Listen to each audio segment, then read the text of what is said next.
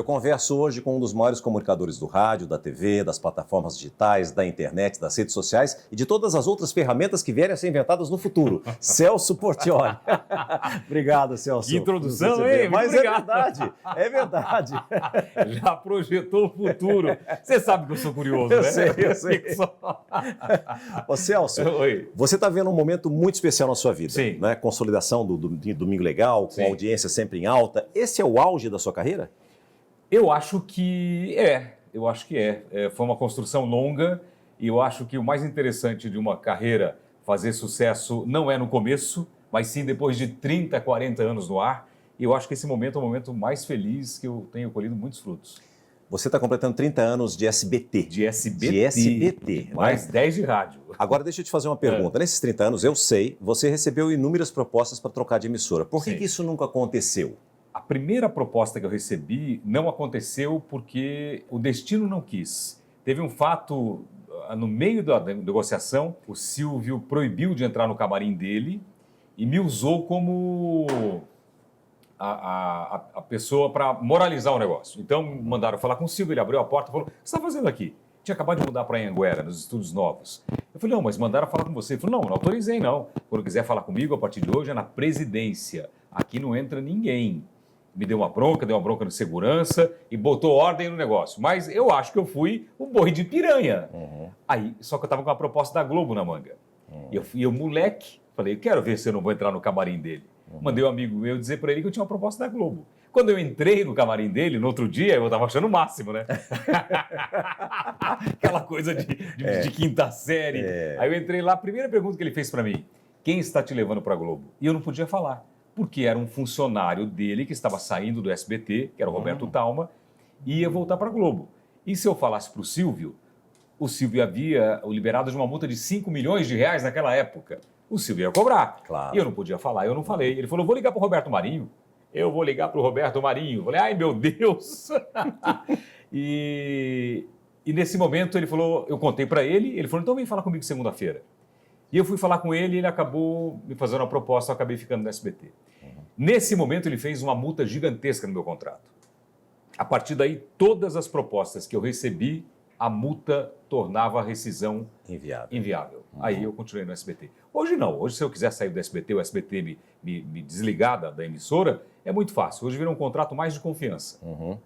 Agora, talvez você tenha seja até hoje, o comunicador, o apresentador, que mais comandou programas diferentes dentro de uma única emissora. Porque quantos programas você já apresentou no SBT ao longo desses 30 anos? Você sabe? Eu acho que... Mais de 20. Quanto? Mais de 20, né? Não é? 23, uns 23 programas, eu acho. 24 programas. E teve algum que você tem um carinho especial, que você acha que poderia continuar, ou que marcou muito, que você gostaria de continuar fazendo, por exemplo? Olha, Curtindo uma Viagem é um programa Foi muito especial. legal. Muito Foi legal, muito porque bacana. foi um programa que foi criado no camarim com o Silvio, e ele teve assim um embate muito grande com o próprio Silvio e a direção da emissora para ir para o ar. Então, pra você ter uma ideia, chegou um momento que eu tinha gravado 13 pilotos e não ia ao ar. Gravava um, descartava o outro. Gravava um, descartava o outro. E eu achei que estavam me enrolando. E quando eu fui questionar o Silvio, ele falou: não, vai fazendo aí, uma hora vai para o ar. Mas eu falei: não, tem que ir embora agora. Fica na prateleira. Fica na prateleira, exatamente. Falava E eu muito perguntei isso. para ele nesse dia: você precisa de mim? Ele falou: não, por enquanto não. Olha, alguém me disse uma frase, que eu vou repetir agora, não sei nem se foi você que me disse isso. Você já viu o Silvio nervoso? Eu falei: não queira ver. Não queira ver. É mesmo? O pessoal confunde muito o Silvio animador com o Silvio empresário. E com o Silvio diretor de televisão, porque ele era o diretor geral da televisão. Imagine um cara que comanda uma emissora de televisão, tem que fazer uma grade 24 horas e todo dia diferente, uma nova grade. E fazer o programa que ele apresenta também. Exatamente, muitos programas, gravava vários dias na semana. Então ele vivia disso. Agora, quando ele ficava bravo, principalmente comigo, ele me tratava assim, uma relação de pai e filho. Eu sentia isso, porque o meu pai me tratava da mesma maneira. Meu pai, ele dava moral para um funcionário e não dava para mim. E ele me tratava dessa maneira, mas para me botar no chão. E hoje eu enxergo tudo diferente como eu enxergava na época. Hoje eu enxergo que era ensinamento, que era lição, que era para me deixar com o pé no chão. Do jeito dele, mas... Ele é o cara mais humilde da televisão, simplesão de tudo. Não vive o artista. Enfim, então ele me ensinou muito, mas de um jeito duro. Então, às vezes que que eu enfrentei o Silvio no camarim, ou que ele me pegou para dar uns puxão de orelha mesmo, pesado. Olha, eu acho que não tem ninguém que trabalha em rádio, televisão, qualquer veículo de comunicação que não tenha o Silvio como referência, como inspiração. Sim. Certamente aconteceu para você, como aconteceu para mim, mas a pergunta é, ele te inspirou também num outro lado? Porque você é proprietário de emissora de rádio, você tem produtoras com estúdios, você faz podcast, é o que eu falei, você trabalha em todas as mídias e você quer continuar produzindo sempre. Sempre. E você investe muito. Isso vem do Silvio também ou não? Eu não sei se vem dele, porque quando eu comprei emissora de rádio, a primeira emissora estava no Teleton, ele falou, agora você é dono de emissora de rádio? Eu falei, sou. Ele falou, bem-vindo ao clube, você vai ver aqui que é bom para tosse. E é muito diferente você trabalhar em rádio, ser funcionário e você ser dono de uma emissora de rádio, ou dono de uma televisão. Eu não sou dono de televisão, mas muda o jogo. Você passa para o outro lado e às vezes perde até a graça.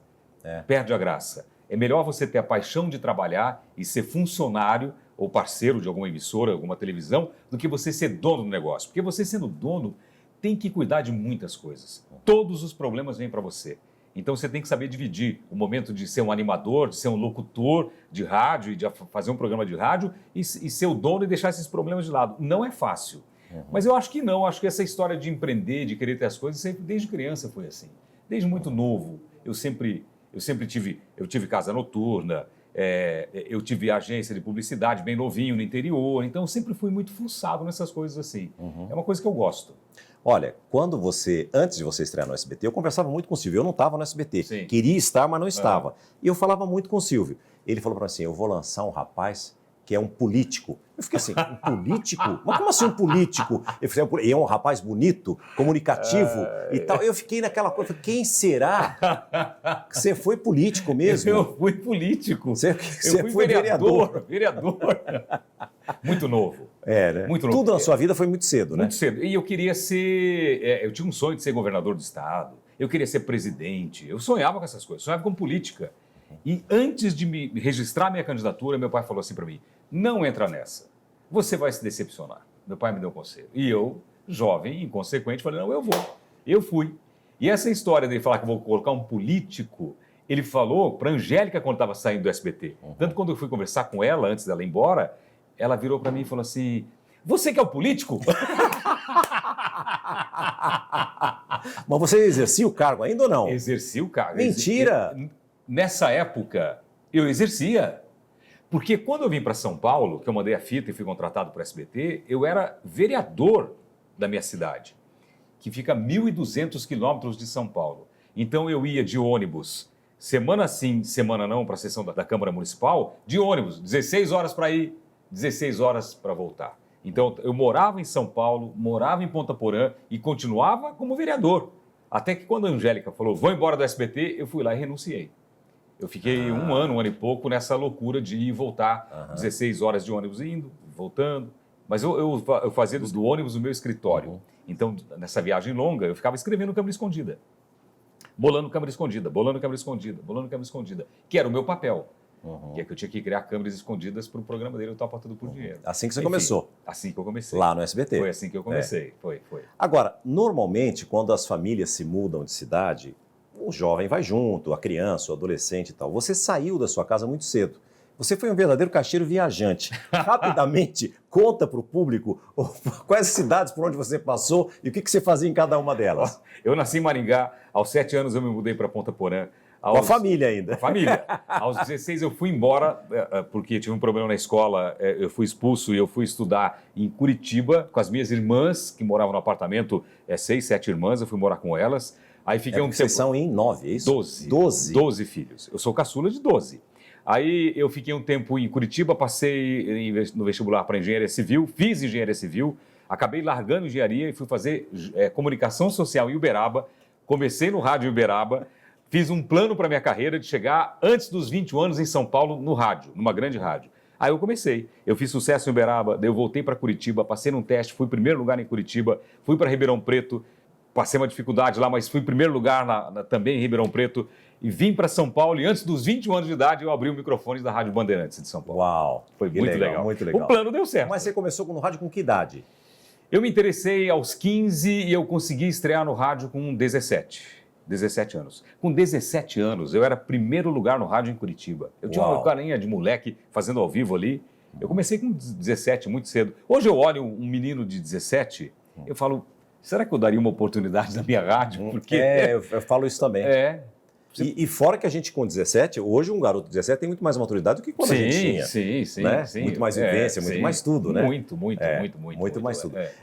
Tem uma frase que eu costumo usar que é o seguinte: nenhum sucesso justifica o fracasso do casamento e da família. Você casou muito cedo. Sim. E você conduziu isso de uma forma muito brilhante, porque você está quanto tempo casado? 30 e poucos anos. Uau! É muito difícil a gente muito encontrar difícil, isso. Eu quando vejo assim nos outros, a pessoa começou a fazer sucesso e a primeira coisa que ele faz é largar a família, eu fico muito triste com isso. Tanto é que algumas pessoas que eu ajudei na televisão, cantores simples, aquele pedreiro que foi no meu programa e virou sucesso, eu fui no camarim dele, chamei ele no meu camarim primeiro e falei, você está com a esposa aí, você é casado? Tô. Vou te dar um conselho e fazer um pedido. Não largue a sua esposa. Ela estava com você morando num barraco, simples, suportando tudo. Agora que o sucesso vai chegar, se você largar a sua esposa, você vai se ver comigo. Eu tenho certeza que o que você plantar de errado aqui, você vai colher. Falei, então, valoriza quem está do seu lado desde o começo, né? E com a Suzana foi assim.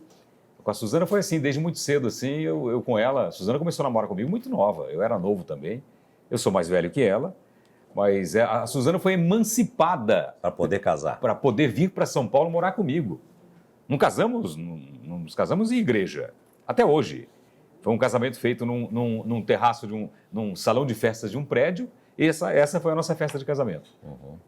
Então agora a gente vai fazer uma nova festa, os teus filhos vão levar as alianças. Ótimo. E você vai se casar de novo. Olha que bonito. O Luigi pode até fazer a celebração? Pode fazer. Estou propondo isso para você. Não, legal. Te dou de presente. Opa, muito obrigado. Te dou de presente, é verdade, porque eu acho que merece. O casamento, a união tem que ser celebrado. Exatamente. Durante esse período de caixeiro viajante, você já estava com a Suzana? Não. Não? Porque quando eu vim para São Paulo, eu cheguei em São Paulo aos 21 anos, deu uns 6, 8 meses de Band, eu larguei tudo e fui trabalhar com meu pai. Eu larguei o meu sonho e a minha carreira e fui trabalhar com meu pai. Eu terminava... Aquela meta que você estabeleceu até os 21 anos... Cheguei, ok. Mas eu fazia o programa de rádio em São Paulo e quando eu saía, me pesava, porque eu falei, tô aqui mexendo em botão de mesa, anunciando música, um serviço fácil, e meu pai está lá ralando na dificuldade. Ele precisa de ajuda. Eu cheguei no diretor da rádio, o grandão lá, o Lisandro, falei, tô indo embora. Ele falou, por quê? Eu falei, tô indo embora, vou ajudar meu pai. Eu larguei o meu sonho e fui ajudar meu pai. Foi a melhor decisão, foi a decisão mais acertada da minha vida. Que eu fiquei um tempo com meu pai, trabalhando com ele, e depois de um tempo que eu estava com ele, ele faleceu. E eu estava lá. Quem levou meu pai para o hospital fui eu. Quem cuidou do meu pai no começo lá fui eu, então eu estava lá para ajudar. E aí ele veio para São Paulo, ficou internado um tempo, uns 3 meses aqui, e depois faleceu. E quando ele faleceu, eu conversei com a minha mãe e falei, mãe, eu vou retomar o meu sonho de trabalhar em rádio e televisão. E aí começou aquelas coincidências da vida, né? Que na minha cidade não tinha o SBT. E eu comprei uma antena parabólica no consórcio, e ganhei na primeira prestação. Quando instalou a antena no telhado de casa, aquelas antenas gigantes, né? Ligou a televisão pequenininha, estava o Lombardi pedindo ideias para a câmera escondida. Mande as suas ideias para a câmera escondida. Eu peguei, na minha casa tinha uma filmadora VHS grandona, eu coloquei exatamente como se faz hoje no YouTube, eu fiz há 30 anos. Eu coloquei a câmera em cima dos livros, meu estudinho de fundo, e falei durante 50 minutos. O que eu queria fazer, fiz locução AM, FM, chamada, narrei futebol, fiz tudo que tinha direito nessa fita, e no final dessa história que eu contei de 50 minutos, eu contei 11 ideias eu criei 11 ideias para a câmera escondida. E mandei a fita. Ele pedia cartas, eu mandei uma fita. E o incrível é que antes de mandar a fita, eu tinha uma lojinha de CD. Eu era maluco, porque eu tinha uma loja de CD e do outro lado era o Paraguai, só tinha CD pirata. E eu conseguia sobreviver com a minha loja de CD. A minha loja de CD era na esquina dos Correios. E quando eu fui enviar, entrou a dona Ida, uma missionária alemã, evangélica. Ela entrou lá e falou, o que é isso? Eu falei, é uma fita, vou mandar para São Paulo. Aqui pode ser a minha chance. Ela pegou a fita, fez uma oração e falou o seguinte, que essa fita chegue nas mãos do Silvio Santos. Fez uma oração naquela fita. E mandou a fita no correio, deu uma semana, me ligaram. Fernando Benini, alô, você mandou umas ideias? Falei, mandei. Então, a gente aprovou, vamos te pagar. mas a gente quer mais ideias. Eu falei, não, quero trabalhar aí. Dá uma chance para mim, quero segurar cartolina, quero trabalhar aí. Não, a gente só quer as ideias. Deu mais 3 dias, estou com o meu telefone, era um grande amigo meu, Joaquim, que trabalhou comigo em Ribeirão Preto, morou na República, que me ajudou em Ribeirão Preto muito. Quando eu vim para São Paulo, eu pedi as contas da rádio, ele pediu também e veio para São Paulo. Ele era operador da Rádio América. Quando você saiu da rádio de Ribeirão Preto. Quando eu saí de Ribeirão Preto e vim para São Paulo antes dos 21 anos, um amigo meu, Joaquim, que era operador do AM, também pediu as contas e veio comigo. Para te acompanhar. Amigão, acreditava em mim. Foi o primeiro cara a acreditar em mim. E ele conseguiu um emprego na Rádio América e eu consegui um emprego primeiro na Transamérica, depois eu fui para a Band. A Band me tirou de dentro da Transamérica para levar para lá, nem cheguei a estrear. E aí, esse Joaquim, quando eu fui embora de São Paulo, trabalha com meu pai, ele foi embora também e voltou para morar com a família. Ele tinha filho, ele trabalhava aqui para sustentar a família em Ribeirão Preto. Ele voltou para a família lá e eu nunca mais vi. Não existia celular. Aí, na fita, eu tinha colocado o meu telefone bem na frente da fita. E ele falou, ele estava passando do lado do Silvio Santos e o Silvio Santos estava falando com o diretor do programa. Mas e aí, as ideias estão chegando e tal. Aí o diretor falou, olha, chegou uma fita de um cara, o cara é bom, mandou boas ideias aí. E ele quer ser apresentador de televisão, é político, é vereador lá, tal, não sei o quê. E o Silvio, qual é o nome do rapaz? Celso Portiolli. O Joaquim falou, opa, eu conheço esse cara é meu amigo. Aí, chegou a fita dele, falou, tem contato? Cara, ele me ligou. Oi, tudo bem? Você mandou uma fita para o SBT? Eu falei, mandei. Ele falou, tem cópia? Eu falei, tem. Ele falou, Você tinha cópia? Eu tinha cópia. Eu tinha cópia, porque eu pegava da VHS. O que eu fiz? Eu pegava da câmera VHS, passava da câmera VHS para o videocassete. Porque a câmera tinha outra fita diferente. Eu gravei mais coisas, eu fui gravando. Então, montei uma para ele e montei uma para mim. Por sorte. Tem cópia? Eu falei, eu tenho. Eu peguei e mandei a fita para ele. Ele pegou a fita e ele entregou nas mãos do Silvio Santos.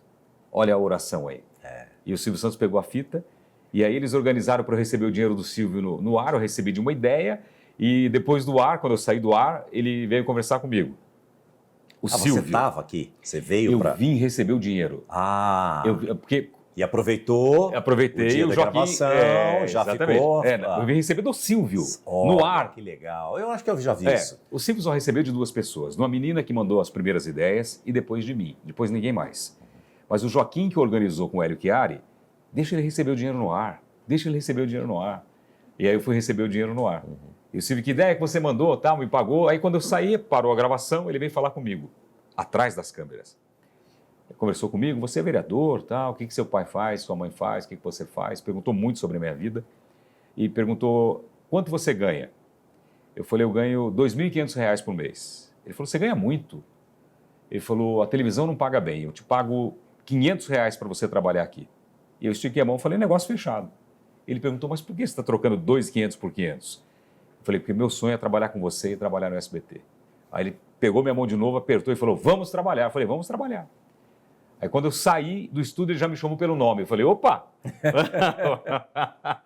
Fala com o Hélio Chiari, vamos trabalhar. Aí eu comecei minha loucura de ir voltar. Cara, quando a Suzana veio para cá, que eu decidi vir para cá e ela veio para cá, eu ganhava R$ 500, a escola dela custava 750. Eu trouxe meu estudinho, tape deck, mesinha de som, microfone, e eu gravava o meu programa para a rádio de lá. Você comprava no Paraguai. No Paraguai. Era um contrabando. Era por isso que tinha VHS em casa, né? Aí eu comecei a gravar aqui, gravar programa para lá, fazer as vinhetas para o interior de São Paulo. E com esse dinheiro eu me virava. E o que me salvou muito foi um teste que eu fiz na Jovem Pan, um concurso, na verdade.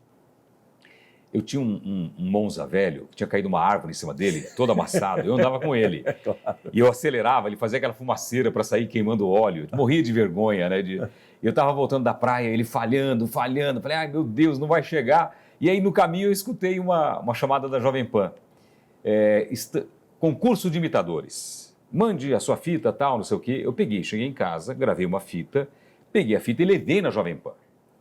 Entreguei a fita para o Alexandre Ovoruski. Entreguei a fita para ele e falei, deixa eu fazer um teste para locução. Aí eu fui lá, fiz um teste para locução, aí ele me chamou para conversar. Mas por que você quer trabalhar na Jovem Pan? Cara, eu ajoelhei na frente dele, assim, literalmente, assim.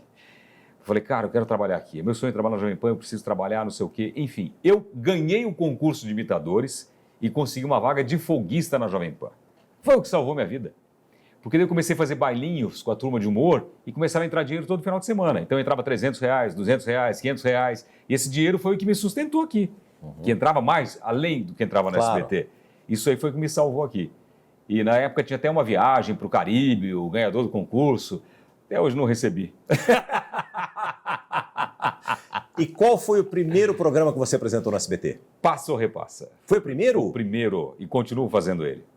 Não merece um troféu esse programa? Claro. Esse programa tem 30 anos, mais de 30. O Silvio criou, tem imagens dele criando o programa. Gugu apresentou, a Angélica apresentou, eu apresentei. Eu estou com ele até hoje. E ele dá ibope até hoje. Ele é um fenômeno. E é copiado em outros lugares? Copiado, já teve torta no canal concorrente. É verdade. Em todos os canais já fizeram torta. E ele cabe tudo dentro. Então, verdade. Se eu quiser fazer um quadro diferente, eu ponho. Se eu quiser fazer uma matéria, eu coloco. Merchandise, ele cabe muito bem. E ele segura a audiência. É um programa que não pega muito bem, vai subindo. E pega todas as faixas etárias. E renova desde público. Desde criança e renova até público. Exato. Por isso que eu acho que permanece da merece um troféu. Ele renova público, ele agrada a avó. Tem a memória afetiva das pessoas que me acompanharam e tinham 30 anos. Hoje tem 60, César. Né? O jovem que me acompanhou com 18, hoje tem 50, 48. Verdade, é uma loucura. É verdade. E continua a memória afetiva. Televisão hoje é memória afetiva, é curiosidade e identificação de história. As três coisas que, na minha opinião, os três pilares para funcionar um programa tem que ter isso. Agora, você sempre foi um cara, você falou do concurso de humor, sempre foi um cara muito bem-humorado. Sim, sempre. Sempre foi. Você também. Não, mas você mais. Em todos os lugares que você... Isso é seu. Meu. Né? Todos os lugares que eu trabalhei, uma coisa que foi, assim, bacana, eu sempre me dei com todo mundo. Então, na Caiobá, a Caiobá fazia 7 anos que estava em primeiro lugar. Caiobá é uma rádio. Uma rádio de Curitiba. Tá. Quando eu tinha 17 anos, que eu passei num teste, eu fui fazer o programa, a rádio era segundo lugar há 7 anos, eu entrei na rádio, a rádio foi primeiro lugar, e depois um cara de Ribeirão Preto veio me buscar para levar para Ribeirão, que era o meu plano minha trajetória que eu fiz, o plano. Quando eu fui sair da rádio, eles não queriam deixar. Imagina, 7 anos em segundo lugar, a rádio estava em primeiro no meu horário. E quando eu fui sair, briguei para sair, e aí quando eu estava em casa arrumando minhas malas, eles falaram, liga o rádio. Fizeram uma homenagem linda para mim. Foi uma choradeira do diretor, do dono, até a faxineira. Assim. Foi um negócio, todo mundo chorando, né? Quando eu vim na Band, fui me despedir da Band, outra choradeira, inclusive no ar. A Band abriu deu a permissão para que eu fizesse a minha despedida no ar e desse o meu endereço. Eu recebi sacos de carta na minha cidade lá, muitas cartas. Então, todo lugar que eu passei, eu sempre fui assim, brincalhão, contando piada, dando risada, não tem mau humor, sempre fui assim. É uma coisa minha e me faz bem. Então, claro, mau humor você tem? Tem. Tristeza você tem? Tem. Mas eu não deixo isso dominar a minha vida de jeito nenhum. O negócio é fazer animação, como que eu vou ser um cara azedo fora do ar, triste fora do ar, e vou trabalhar com animação no rádio, animação na televisão? A tela é cristalina, passa tudo para casa. Verdade. Eu assistindo um podcast que você gravou com alguém, que eu não me lembro quem era, eu vi você falando de um vídeo de um garotinho, acho que colombiano, que eu também assisti, me emocionei muito. Que ele falou que se ele pudesse, ele perdeu o pai, se você pudesse pedir alguma coisa, ele queria 5 minutos com o pai dele. E você fala o seguinte, que às vezes você tem os filhos todos ali e que eles não usufruem de você como você acha que poderiam usufruir. Um cara que grava, que deve ser na Colômbia, ele grava com as crianças humildes. Então ele pegou o menininho carregando um monte de mato. Dylan. Sí. Dylan, ¿qué haces, Dylan? ¿Qué estás haciendo? Hasta hacer tu manilla para ayudar a mi mamá. ¿Qué hacen con la manilla? Los monos se venden. ¿Lo van a vender? Sí. ¿Y para qué lo venden? Para comprar leche a mi hermanita. ¿Y tu papá? ¿Se murió? ¿No está tu papá? No. Quisieras, Dylan, que te regalaran en este año. 5 minutos a mi papá. Cara, aquilo me deu uma... Nossa, pegou forte em mim. Eu fico observando, às vezes, dentro da minha casa, isso não é falar mal, mas como a gente já é pai e passou por isso, eu já perdi o meu pai, a gente fala assim, nossa, por que não aproveitam mais de mim, né?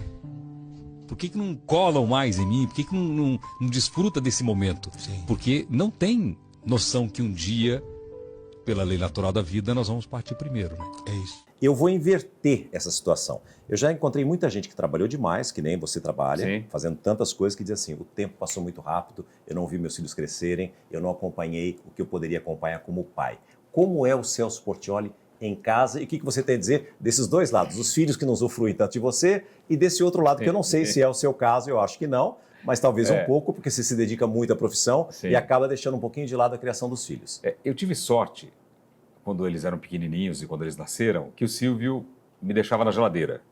Então, eu nasci um filho, eu ficava o tempo todo em casa. Então, eu vi os meus filhos crescerem de bebê até 4, 5 anos, assim, fui acompanhando bastante. Hoje, eu acho que não sei se é só da minha família, mas a família fica um pouco distante. Então, ficam no seu quarto com o celular, com o iPad, o outro está fazendo outra coisa, ou está na faculdade. Eu acho que, nesse momento, não eu aproveitar mais os meus filhos, mas a família deveria aproveitar e ter uma união mais forte, eu acho assim. Não é mais forte, nós somos bem unidos. Nós viajamos juntos, almoçamos juntos, jantamos juntos, mas falta às vezes, né? Sabe, ô filha, faz tempo que eu não te vejo, dá um abraço aqui. Problema de morar em casa grande também, né? Se esconde. É verdade, é verdade. Enfim, mas eu acho que hoje eu deveria aproveitar mais os meus filhos. E eles deveriam aproveitar mais de mim também. Mas ninguém tem a noção disso, né? Não. Principalmente os jovens, eles não têm noção de que nós somos finitos, né? Não tem. E que isso pode acontecer de uma hora para outra, né?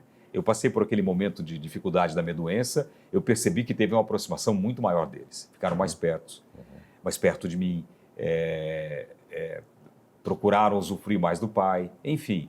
Mas em casa, César, assim, é uma paz tão grande, é uma tranquilidade. Às vezes, eu não lembro de ter criança bagunceira em casa, eu não lembro de ter briga entre irmãos em casa. Eu, quando era no meio de 12, era um quebra-pau de se enrolar no chão. Em casa não tem isso, é muito tranquilo. Mas eu acho que deveria ter, eu deveria usufruir mais dos meus filhos e os meus filhos de mim também. Você acredita que quando você largou tudo para voltar, para trabalhar com seu pai, foi Deus que tocou você, sem você saber? Foi intuitivo aquilo? Eu sou um cara que eu tenho, assim, eu sou privilegiado nessas coisas. Deus fala muito comigo. Nesse caso foi Deus. Quando eu estava lá e 2 meses depois que meu pai faleceu, eu sonhei 2 vezes o mesmo sonho. Uma vez eu estava num sítio com os meus amigos, que era do meu pai não gostava muito que levasse muita gente lá, mas quando ele faleceu eu pedi para minha mãe autorizou, então eu estava com meus amigos de rádio, amigos da cidade e tal, e eu tive um sonho. Eu não tinha SBT na minha cidade, eu já estava namorando, eu era vereador, eu tinha loja, eu tinha casa noturna, eu estava com a vida feita. Eu tive um sonho que o Silvio Santos tinha me dado uma oportunidade. Eu sonhei que estava nos bastidores, ele conversou comigo e ele me deu uma oportunidade. Eu levantei e contei para meus amigos. Falei, galera, sonhei com o Silvio Santos. Os caras falaram, pô, bebeu demais. tá louco? Tudo bem. Deu mais uma semana, eu sonhei de novo, César. Igualzinho, em casa. Acordei e falei para minha mãe, mãe, sonhei com o Silvio Santos assim, assim, assim, é o segundo sonho. Igual. Ela falou, vai no show do Calor. Eu falei, eu não, tem coragem? E quando aconteceu com o Silvio e tudo aquilo, foi exatamente como eu sonhei. Aconteceu exatamente como eu sonhei. Então, esses toques, esses sinais que Deus me dá, eu tenho uma sensibilidade para entender e para absorver isso. Tem gente que tem sinais o tempo todo e não percebe, né? E eu percebi essas coisas. Então, por exemplo, quando eu fiz terminei de fazer a minha cirurgia, cara, eu tive um sinal, veio um sinal para mim. Para de fazer isso, quer dizer, de consumir isso, de tomar isso, e eu parei. Mas foi um sinal, é diferente, assim, o sonho que eu tive não era um sonho normal, um sonho que você, sonhei, não, era real, é um negócio muito Como forte. você não tomou iniciativa, ele se repetiu. Exatamente, né, porque dizem que é bíblico, né, dizem que é bíblico ele se repetir, ele é bíblico. Eu fui entender porque eu comecei a ler e eu falei, caramba, aconteceu comigo, e eu não tinha noção que era bíblico. Eu fui ver ali, né, na palavra sagrada, que era bíblico. Falei, caramba, então, Isso é ser privilegiado, né? Isso é ser... quer dizer, todo mundo é amado por Deus, né? Ele dá toque para todo mundo, mas você tem que estar aberto para receber esses sinais aí. E você tem que pedir também isso. Tem que pedir. Eu acho que você tem... A palavra tem poder. A Bíblia está escrito isso, exatamente, né? Você tem que colocar em nome de Deus mesmo, para que você possa receber. Que eu seja sempre cheio da presença de Ti, Senhor. Ontem eu vi uma coisa que eu fiquei assim, me tocou bastante. Eu nunca tive medo de fazer essas loucuras, de mudar de cidade, largar a faculdade, correr atrás do meu sonho. Eu mudava tudo da noite para o dia. Eu morava em Uberaba, pequenininho, novinho. Eu guardava dinheiro em caixa de sapato. Porque eu com 17 anos, eu fazia festas em escolas, eu colocava 1.200 pessoas. Recebia dinheiro Dinheiro, colocava tudo em caixinha de sapato. Nem tinha ideia de abrir conta em banco, nada. Eu fazia as coisas, dava certo. Eu tinha namorada, fazia faculdade, tinha uma república legal, fazia festas, era sucesso na rádio. Da noite para o dia eu larguei tudo para ir atrás do meu sonho. E ontem eu vi uma postagem que aparece, eu não sei se o número está correto, mas está lá na postagem. Qual que é a frase que mais se repete na Bíblia? Não temas. Não temas. Então... 365 vezes. Uma por dia. Uma por dia. Não temas. E eu nunca temi, eu nunca tive medo. Dos meus amigos que conheci de rádio, eu não fui o melhor. Gente melhor que eu, mas a rodo. Eu nunca fui o melhor. Mas o mais corajoso e o mais peitudo de fazer as coisas, eu. Eu sempre corri atrás. Não tinha comparação. Os caras ficavam parados no lugar e eu aqui, ó, tô indo embora. E eu ia. E continuo indo. Então, eu sempre, na minha vida toda, desde muito novo, eu falava assim, fé em Deus e pé na estrada. Vamos entrar num lado pessoal Vamos agora, lá. que acho que talvez tenha sido o momento mais difícil da sua vida. Que foi quando você foi diagnosticado com um problema, que você precisou passar por cirurgia, Sim. você precisou de um tratamento relativamente longo, Sim. em que você sofreu bastante. Sim. Hoje você consegue falar um pouco disso? Consigo. O que aconteceu? O que você teve mesmo, Celso? Porque muita gente falou que você chegou a ter um câncer, aí tem gente que falou que não era um câncer, e isso ficou... Eu não sei se isso está confirmado até hoje ou não. Está confirmado, câncer. Câncer mesmo. Câncer. Porque na época tinha gente que falava que não era, Não, que era, câncer. que era um Pólipo, não, câncer. Era um câncer mesmo. Eu achava que não era, né? Porque quando eu fui fazer o exame, eu nunca deixei de fazer acompanhamento. Mesmo na pandemia, eu fiz os meus check-ups. E eu acabei trocando de hospital para fazer porque eu fazia o check-up num hospital, check-up pesado, e alguns exames eu fazia em outro. E aí, depois de fazer o check-up, estava tudo legal. Inclusive, eu falei com o médico, falei, escuta, eu estou achando que o laudo está muito copiado e colado. Manda fazer uma revisão. O cara fez uma revisão com outros médicos. Não, está tudo legal. Pode viajar. Deu uma semana, eu acordei com um sinal. Você tem que fazer exame da próstata. E eu fui fazer exame da próstata em outro lugar. Aí o médico falou, tá tudo bem? Eu falei, tá tudo bem. Então, vamos fazer um check-upzinho da bexiga, um ultrassom? Eu falei, vamos. E para mim era normal. Ultrassom, bexiga, eu fui lá fazer. Entrei, o doutor Hélio Cruz, que sempre me atendeu lá fazendo exame, ele falou, ô Portiolli, tem um pólipo aqui na bexiga. Pólipo. Nome para mim inofensivo. Eu falei, deve ser igual ao intestino, tira, né? Falei, beleza, tranquilo. Ele falou, não, vou mandar um e-mail para o seu médico. Lá do computador, mandou. Quando eu saí do hospital, entrei no carro, o médico me ligou, falou, Portiolli, tem um pólipo aí na sua bexiga e tem que tirar urgente. Eu falei, mas é grave? Ele falou, tem que tirar urgente. Ok. Me liga mais tarde, para a gente ver que dia que você vai tirar essa semana. Aí eu peguei, desliguei o telefone, começou a abrir o piso embaixo de mim, assim, abriu o chão. Eu falei, será que é? Peguei e liguei pro meu sobrinho, que é urologista. Falei, Ricardo, tio tá com pólipo aqui na bexiga. Ele falou, tio, é câncer. Não é pólipo. É câncer. Tem que tirar. Essa semana. O que acontece? Que eu aprendi com o tempo, né? O câncer da bexiga, ele pode dar na mucosa, ele pode dar na lâmina, ele pode dar no músculo. Se der no músculo, uma das opções é tirar toda a bexiga. Tem tratamento, se o cara não quiser tirar, opcional, tem, mas o correto é tirar toda a bexiga, porque quando dá num ponto, não é aquele ponto que está doente, é todo o órgão. Eu fui aprendendo isso de tanto os médicos falarem. E aí, o meu eu não sabia onde estava. Você só sabe depois da ressecção e depois da biópsia. Então, vamos tirar. E quem tira, cara? Quem é que cuida disso? Quem é que faz? Qual é o médico? Cara, Eu lembro que quando ele falou aquilo, eu saí com o carro indo para casa. Eu falei, como que eu vou falar para minha família? O que vai ser? Primeira coisa que você pensa, você vai morrer. Falei, e meus filhos? Falei, e agora? Fui para casa, cheguei e falei para Suzana. Ela falou, calma, tudo tem tratamento e tal. Falei, mas que médico? Cara, ela falou para mim assim, eu li uma matéria do Beto Barbosa. O Beto Barbosa tinha 5% de chance de sobreviver. E quem cuidou dele foi o Fernando Maluf, o doutor Fernando Maluf. Isso já era tarde já. Eu entrei no Instagram, na DM, comecei a seguir o doutor Fernando Maluf, falei, tudo bem, doutor?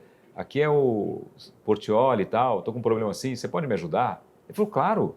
Cara, ele me ligou, era 5 da manhã, acho que quando ele viu, 5 da manhã me ligou. Vem para o meu consultório agora. E eu peguei para Suzana e fui com o Joaquim também, o Joaquim foi comigo. Nós 3 lá. E ele me tranquilizou. Aquele momento ali foi o momento mais importante, o acolhimento que eu tive. E por isso que é muito importante. E eu conto essa história porque essa história ajuda muita gente. Tantas pessoas que eu encontrei, cara, depois que eu vi o seu depoimento, o seu testemunho lá mudou tudo para mim, porque eu entendi o que era. Enfim, eu fui lá, tem que fazer. Quem faz a ressecção? Ele falou, quem é seu médico? Eu falei, é o doutor Vladimir Alfer. Ele falou, trabalha comigo, opera meus pacientes, ele é muito bom. Então, vou fazer com ele. Aí eu fui fazer com ele. Aí eu fui para anestesia e tal, fiz a ressecção, ele vai lá e tira, né? É uma raspagem.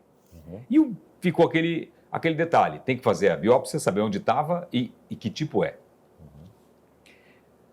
4 dias de espera. 4 dias. Aí foi a primeira vez assim que eu fui falar com uma psicóloga. No hospital mesmo eu pedi. Eu falei, preciso falar com a psicóloga, porque estava pesado, né?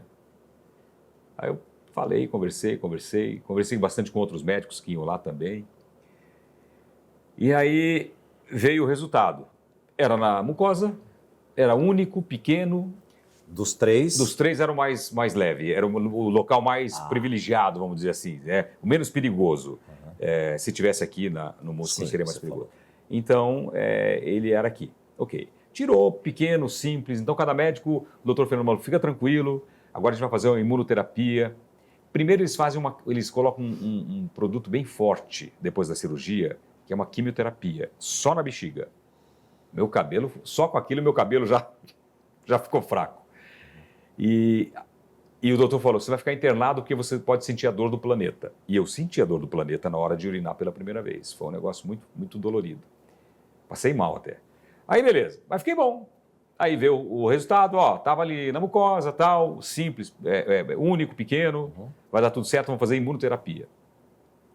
Aí a primeira sessão que eu fiz era um ano, 4 sessões. A primeira sessão que eu fiz, tranquilo. Assim, eles introduzem uma sonda lá no pênis. Canal da uretra. No canal da uretra, vai lá, chega na bexiga, o cara injeta BCG, vacina BCG, mas não dói nada, não dói nada, nem para passar nada, não dói nada, não dói. É só da gente pensar, porque, né? Anestesiado ou sem anestesia? Não, eles colocam só xilocaína. Aí, injeta lá e você fica 1 hora rodando com aquilo. 15 minutos aqui, 15 aqui, 15 aqui, 15 aqui. Faz 4 semanas, uma vez por semana, beleza. Cara, eu saía de lá, eu ia para academia, correndo, fazendo exercício. O doutor mandava para mim, você é blindado. E eu, beleza, vamos embora. Segunda sessão, depois de 3 meses. Mesma coisa. A segunda começou a doer mais. Quando eu ia para casa, doía, eu reclamava, doía, aí tal, toma remédio tal, eu não passava, doía. E o xixi? Doía. Claro. Cada vez que você ia urinar, era uma dor do planeta. E aí, a bexiga fica muito ativa, porque qual que é o papel da BCG? É inflamar a bexiga para que ela crie resistência, aumente a imunidade. Então, o papel dela é esse. Provoca. Ela né, se regenera. Né? E aí, como estava doendo, estava tudo bem, mas uma dor normal. Mas, cara, começou a passar do limite. Eu falando, daí a segunda vez eu já fui para o hospital de dor. Eu cheguei lá, levei alguns sustos, tal, fiz alguns exames para ver que não era nada, mas estava com muita dor, mas não, vai passar. E passou. Beleza. Aguentei a segunda. Falei, dá para aguentar. Dói, mas eu vou aguentar esse trem. Terceira. Quando veio a terceira, meu amigo, Aí, a terceira, eu não estava aguentando de dor. Aí comecei a passar mal de dor em casa. Eu dava murro na parede, dava murro no chão, estava sentado no vaso sanitário de dor, não aguentava de dor, não aguentava, falei, não estou aguentando mais. E eu ia no banheiro a cada 5 minutos. A cada 5 minutos. Ela estava muito ativa.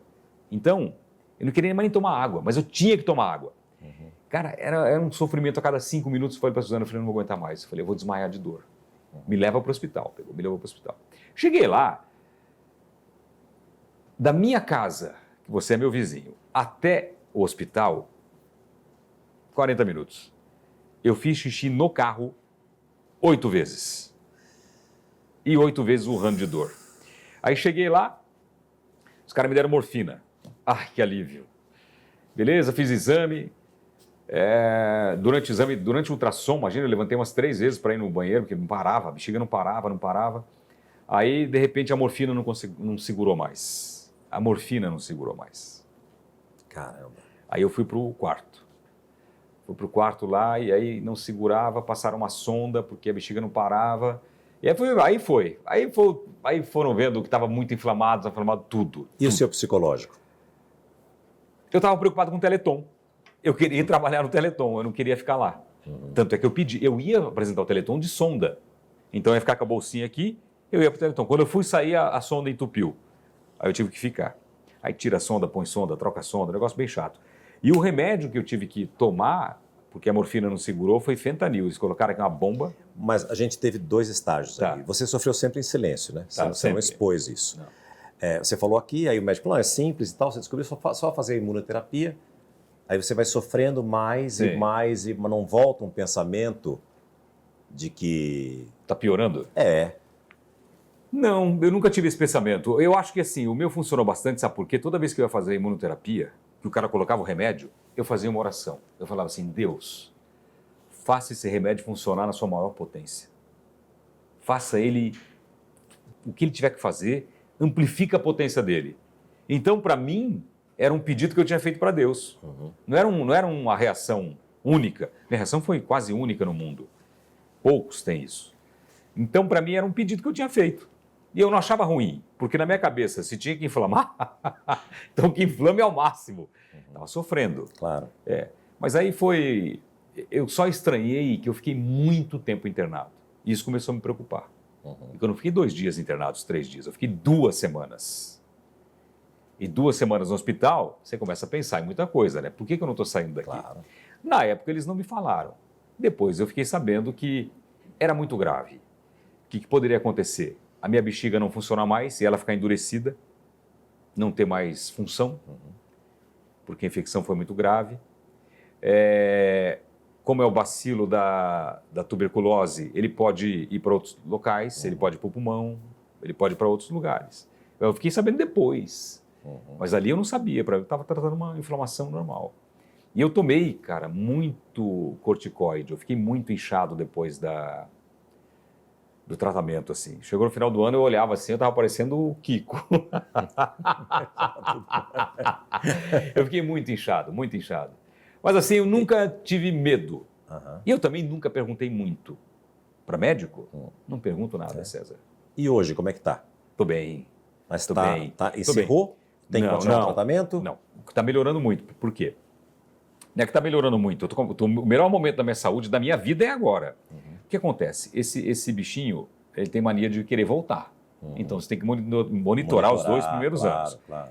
Quando eu não sabia nada disso, porque eu não pergunto. Eu vou tocando. Quando chegou em 2 anos, eu fui fazer uma consulta, eles falaram, parabéns. Parabéns, porque é uma data muito importante. É uma data muito importante. Até aqui, está tudo ok. Daqui para frente vai ser mais fácil. Então, por exemplo, eu faço o exame a cada 3 meses. Acabei de fazer. O médico já falou, não, acho que agora vai ser daqui 6 meses. E se daqui 6 meses estiver bom, é daqui 1 ano. Então, quer dizer, vai te deixando mais tranquilo. Eles dizem que o paciente que teve câncer não recebe alta, né? Não recebe. 5 anos é o prazo, fala assim, ó, tá tudo bem, vai viver. Mas eu, como sempre me cuidei, quando ele fala de 6 meses, eu falo nem a pau, Nicolau, eu quero fazer de 3 em 3. Porque a minha sorte foi ter descoberto precocemente. Claro. No comecinho de tudo. Entre aspas, sem querer, você foi fazer o exame Fui da fazer. próstata e o médico pediu para... Exatamente. Né? Acontece muito. Acontece muito. O cara vai fazer o exame da coluna, tem um achado, né? São os famosos achados. Então, agora, já faz 2 anos e meio, eu estou numa fase muito boa, assim, muito feliz, estou muito grato a Deus. Acho que as orações que eu recebi do Brasil todo, isso aí faz a diferença. Isso te cura, cara. Isso te ajuda em tudo. Te ajuda no psicológico, te ajuda no tratamento, te ajuda na cura. Enfim, então eu tô muito bem, muito bem. Mas o mais difícil, o que foi para mim? Foi saber do meu diagnóstico e mesmo antes de divulgar, eu estava lá animando o programa de televisão. Isso foi o mais pesado. Então, eu fazia o programa e ninguém imaginava que eu estava passando. A tristeza que você estava vivendo, o sofrimento que você estava tendo e você tendo que... Passar alegria para casa. As pessoas. Bom, depois que você passou por tudo isso, eu conheço o Celso já há muitos anos, somos amigos, né? As nossas famílias são amigas. Eu sei que a Suzana sempre foi... Ela demonstrou mais, não que você não tivesse Deus, mas ela demonstrava mais essa coisa de Deus. Eu senti um pouco isso. E depois que você passou por tudo isso, você foi se batizar no Rio Jordão. Mas foi por causa da cura? Você já tinha essa ideia antes? Como é que foi? Não, foi porque eu me apeguei muito mais a Deus, assim, eu já tinha uma história que Deus queria muito falar comigo e eu não falava com Ele. Você já tinha me dito isso? Que algumas coisas aconteceram, eu fiz uma cirurgia da garganta simples, quase embarquei, meu filho teve celulite e teve, inclusive, na minha opinião, uma oração muito forte de um pastor evangélico que ajudou muito meu filho a sair do hospital. Depois eu fui para esquiar e teve um problema mas assim, na sequência... Teve um negócio do vazamento de gás? Então, né? Mas foi na sequência. Foi na sequência. E toda vez eu falava assim, Deus quer falar comigo. Deus quer falar comigo. O vazamento de gás, vamos explicar para o pessoal de casa, o pessoal que está acompanhando a gente, porque ele alugou uma casa e parece que teve um vazamento. E o vazamento de gás, você morre sem saber, porque não a sente. Queima do gás, né? Aquele aquecimento que tem em casa, então, no Brasil tem muito também, mas em locais frios tem mais. Então, ele queima o gás... E o ar quente vai para dentro da casa, ou aquece a água, vai para dentro da casa, eu não sei. Mas a queima do gás vai para dentro da casa, não tem cheiro, respira. Não tem nada. Quantas pessoas... Aí você vai ficando anestesiado e comigo aconteceu o mais grave da região de Aspen. Foi comigo, com a minha família. O mais grave, o maior índice. Eu fui salvo por um alarme de $20. Então, naquele dia eu falei, Deus quer falar comigo. E eu não fui muito atrás. Continuava fazendo minhas orações, mas não... E quando eu tive meu problema, eu falei, quer falar comigo? E agora eu vou atrás. Aí eu aprendi sobre fé positiva, como amplificar a fé, de você não duvidar de nada, né? Você não pode duvidar. Não. Que é pior do que você não ter fé. Leia a Bíblia. Ler a Bíblia, estudar a Bíblia. Tem um pastor que me acompanha, que é o pastor Júnior, um cara muito simples, muito, muito legal. E mesmo antes de eu ter problema, ele mandava oração para mim semanalmente. E depois que eu tive o problema, todo dia ele manda oração para mim. Todo dia ele manda oração para mim. E ele é um cara realmente de Deus, assim. E eu externei para ele a minha vontade. Ele falou, então vamos para Israel, né? Eu sugeri primeiro, porque ele não conhecia. Ele falou, vamos para Israel. E a primeira vez que a gente estava indo, no meio do caminho começou uma guerra. Aí eu, recuei, não fui. Aí eu passei para novembro. Aí consegui 13 dias de folga, 14 dias de folga. Eu falei, vamos para lá. E aí deu certo. Foi um momento maravilhoso, assim. Foi um momento único na minha vida. Único. Depois que aconteceu aquela história de Aspen, eu sempre falo para ele, vai para a praia, ele quer ir para a neve, entendeu? Vai para o verão, vai atrás do sol, ele quer ir para o frio. Você sabe que se eu perguntar para meus filhos, vocês querem ir para Disney ou querem esquiar? Eles querem esquiar. Que bom. E quem gosta de mim sempre fala, cuidado. Realmente tem que tomar cuidado. Eu sou bem mais cuidadoso hoje. Mas assim, eu estou preferindo mais agora realmente o sol. Porque frio é só bom para esquiar. Eu odeio passar frio. Celso, a gente está chegando no final dessa entrevista, desse bate-papo, que eu sou muito grato por você me receber aqui. Que isso, eu que sou. Você tem algum sonho ainda que você quer realizar profissionalmente? Cara, é uma boa pergunta, hein? Eu tenho uma vontade grande, assim, de fazer só game show, mas formatos grandes. Entendeu? Então, não é nem preocupado com a audiência, preocupado com o faturamento, é fazer um game show. Eu gosto desse game show. Eu quero poder escolher, sabe? Eu quero fazer esse game show. é a minha única vontade, assim. Não tenho pretensão de horário, pretensão de ser número 1, número 2, número 3. Não tem nada disso, assim. A única coisa que eu quero é fazer game show que eu gosto. Às vezes que nem tem no Brasil, que eu assisto alguns assim, eu acho, pô, isso aqui é legal. Isso aqui eu acho que eu faria bem. É minha única vontade. Mas sonhar, eu acho que Deus foi tão bondoso comigo. A única coisa que eu sonho é ter saúde hoje. Só isso. E para a gente finalizar, depois de 30 anos de SBT, 40 anos de carreira, o que o Celso Portiolli de hoje voltaria no tempo lá atrás para aquele garoto que um dia falou, vou largar tudo, vou entrar atrás dos meus sonhos, que sonhou com o Silvio Santos? O que a sua maturidade diria para aquele jovem com vontade de vencer? Não deixe nunca o sucesso subir a sua cabeça. Porque no começo, quando eu fiz sucesso, ele subiu. Ele subiu. Não sabia, 17 anos, eu me achava a última bolacha do pacote. Então, eu tomei algumas atitudes impulsivas que até hoje eu me arrependo. Entendeu? De brigar, ou de falar coisas para algumas pessoas, ou de tomar atitude no trabalho. Mas isso fazia parte da minha juventude, né? Mas eu acho que, se pudesse, eu falaria para ele, olha, calma, menos ansioso, vai devagar. Aconteceu comigo algo que talvez tenha acontecido com você, que muito jovem eu achei que eu já estava pronto. Exatamente. Não é? Eu já sou capaz de fazer. E tem outra coisa, né? Quando você consegue, você chega lá, aconteceu comigo também no SBT. Quando eu cheguei lá, qual que era meu medo? Alguém puxar o meu tapete.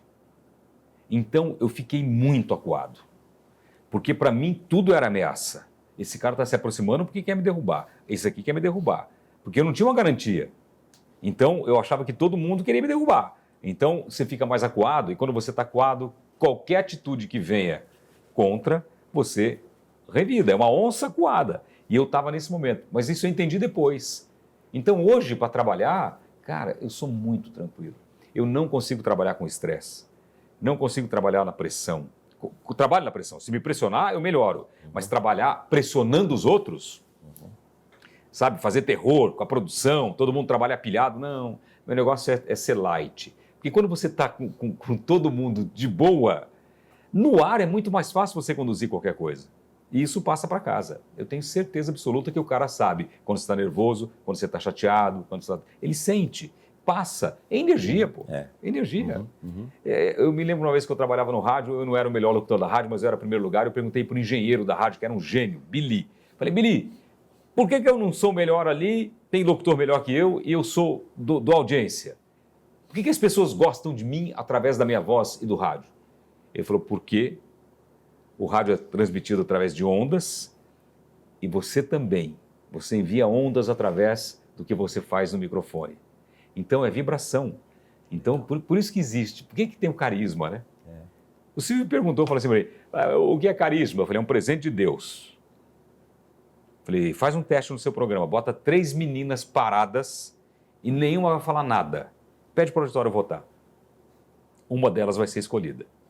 Pode ter certeza que aquela tem uma energia melhor, uma luz melhor, ela tem algo especial. E aí ele chegou a fazer isso. É mesmo? Você conhece, né? Ele é curioso. Ô Celso, você falou aqui de pessoas puxarem teu tapete. Muita gente diz pra gente isso, certamente você já ouviu. Você está trabalhando em televisão, é um antro de cobras e tal, não sei o quê. Você criou algum inimigo durante esse tempo todo? Nunca criei inimigo. Nunca criei inimigo. Assim, tive pessoas perto de mim que eu falava assim... que ficava sabendo que falavam mal de mim, me tratava de um jeito bem, mas eu sabia que, no fundo, não gostava de mim. Mas, para mim, não faz diferença nenhuma. Eu continuo convivendo. Eu nunca, depois que eu me firmei, eu nunca tive problema de dividir programa, dividir com você, dividir com o Mesquita. Não foi um bom momento? Maravilhoso. O Mesquita foi maravilhoso. Eu sempre digo, você é um cara muito generoso, muito generoso. Então, no Teleton, por exemplo, tem apresentador de outra televisão que vai lá, fica perdido, depois ele sai me agradecendo, porque eu falo, vai lá, fala, vai. Porque não vai ser um Teleton, não vai ser um programa que vai falar, olha, aquele cara é bom, aquele cara se destacou. Não é isso. E quem decide isso é o público, né? O público sabe muito bem quando o outro está muito guloso e quer tudo para ele. O povo saca isso. Então, ficar na boa é melhor. E hoje em dia, sim, de puxar o tapete, de ter inimigos, não tenho. Tenho adversários, que são as outras TVs, né? Inimigos, não. Celso, muito obrigado pela entrevista. Obrigado, César. Obrigado. Saúde. Para nós. Que Deus te abençoe Amém, sempre. amém. Muito bom.